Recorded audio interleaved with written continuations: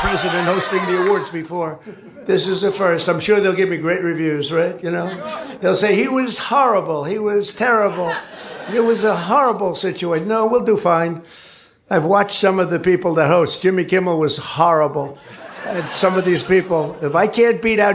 This time, he aimed at the foundation beneath them. In a late-night post followed by a rally jab, he branded Kimmel a paid propagandist, suggested he was reading from hidden scripts, and claimed he was lying to America for ratings. The objective was not to rebut a specific joke or dismantle a particular claim. The objective was to weaken the narrator so the audience would distrust the mirror itself. Kimmel understood the strategy and refused to answer it in the same arena. He did not fire back online or trade insults in real time. He waited for the stage where pacing and proof carry more weight than outrage. When the show began, he opened with two ordinary jokes. Nothing political, letting the audience settle into familiar laughter. Trump was obviously very excited to headline this once prestigious event. He even waddled the red carpet where he was all fired up. How have you prepared to host tonight? Well, maybe I haven't prepared. Maybe you want to be a little bit loose.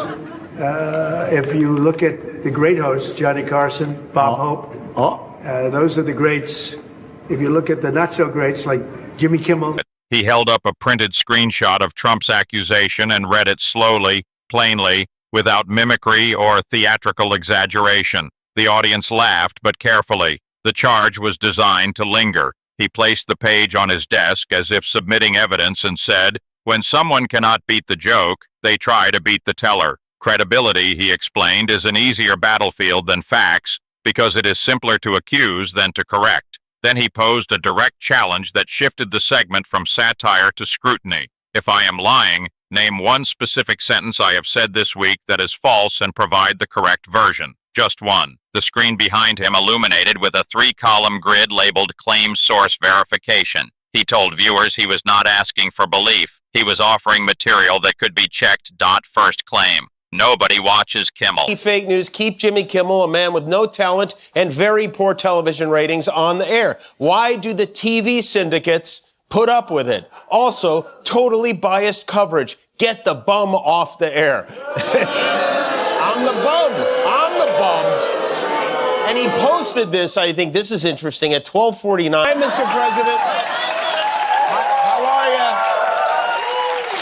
Thanks for watching us on TV instead of on YouTube. We appreciate that. To him, posting about him. Each clip carried a timestamp. Under verification appeared a short line, watched enough to respond.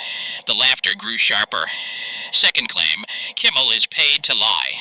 He read his on-air disclaimer, reminding viewers he is a comedian who uses publicly available reporting and recorded footage. Then he displayed fundraising messages branding critics as bought and controlled. If everyone is paid, he said, the only unpaid person is the one selling you that narrative. The audience responded louder now, recognizing the pattern. Then he introduced what he called the credibility test. 30 seconds, one question, no detours. A digital timer appeared behind him. Looking directly into the camera, he repeated the challenge. You have accused me of lying, so identify one false sentence and correct it. The clock began ticking. In the history of the American presidency, he takes precious time on the toilet to post about our show. Keeps saying we have bad ratings, and you should listen to him, because if anyone knows about bad ratings, it's that guy. President Trump's approval rating is tanking. Plunging to a new low. A new low, even among Republicans. That's the lowest level of his second term. That is the lowest it's been in his second term. It is. In the dramatized moment that followed, a call came through and a heated voice launched into familiar complaints about corrupt networks and fake comedy. Kimmel did not interrupt or escalate. He pointed at the timer and calmly repeated the question. The audience began laughing, not at the shouting, but at the evasion. The ticking seconds transformed chaos into measurement, and the absence of a specific correction became increasingly visible. When the buzzer sounded, Kimmel raised his hands and said, "There it is." The voice continued at full volume, but the focus had shifted. The room was no longer reacting to tone. Kimmel concluded that when someone cannot correct the record... Talk about toilets, but you know that's the only subject they ever talk about is toilets, so I don't mention it. The headline was Trump with the toilets. Sinks, right? Showers. And what goes with a sink and a shower? 10 times, right? 10 times. 1.